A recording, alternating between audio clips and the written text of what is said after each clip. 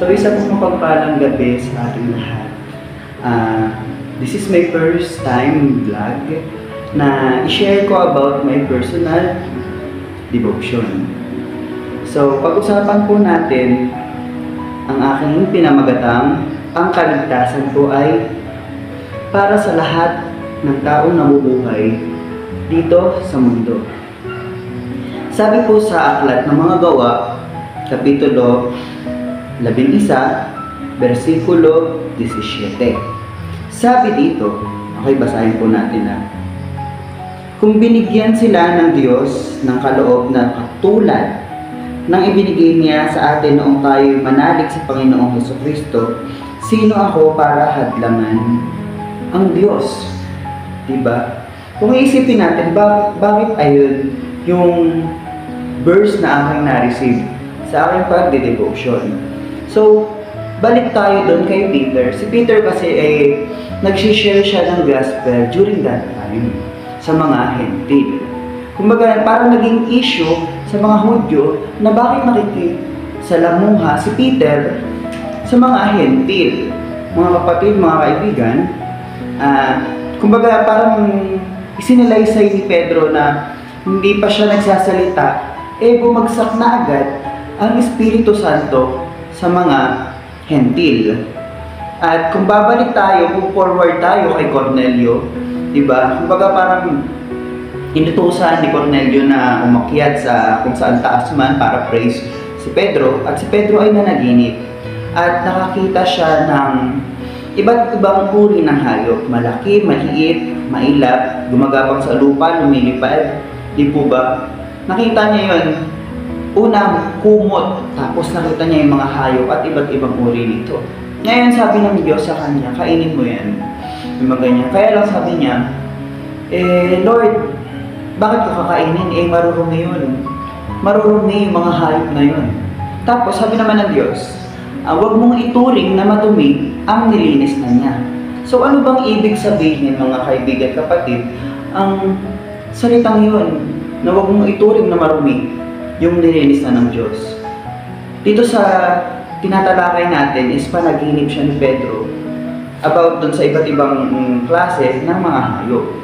Diba? Kasi ang Lord kasi, yung panahon niya, kapag nag-share siya ng gospel sa mga tao, hindi niya agad ini-straight to the point. Kumbaga gumagamit siya ng iba't ibang uri ng ilustrasyon o parabola. Diba? Ngayon, ano bang ibig sabihin nito? Na huwag mong ituring na marumi ang nilinis na ng Diyos. Ibig sabihin nito, si Jesus, nung namatay siya sa cross, ang lahat ng kasalanan ng tao ay siya ang umako. Siya ang nagbayad.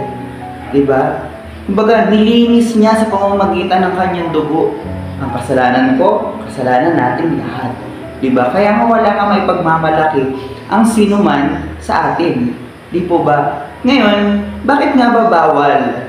Diba? Kasi para sa kaugalian nila na parang huwag makikisama yung Hudyo sa mga hentil. Ano ba ang mga hentil? Kung hindi ka Hudyo, ibig sabihin hentil ka. Tayo, mga Pilipino, may mga Chinese, Japanese, Korea, diba?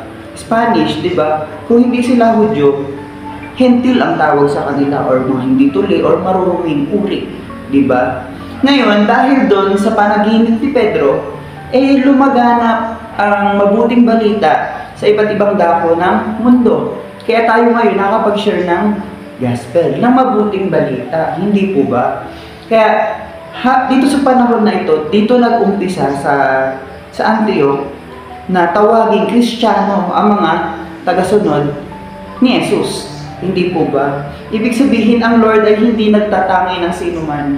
Kahit sino pang makasalanan na kasakit sa atin, or kahit sino pa man na alam na, yung bang akala natin sa sarili natin na hindi ka patawad-tawad, yung taong yun, hindi ka mahal-mahal.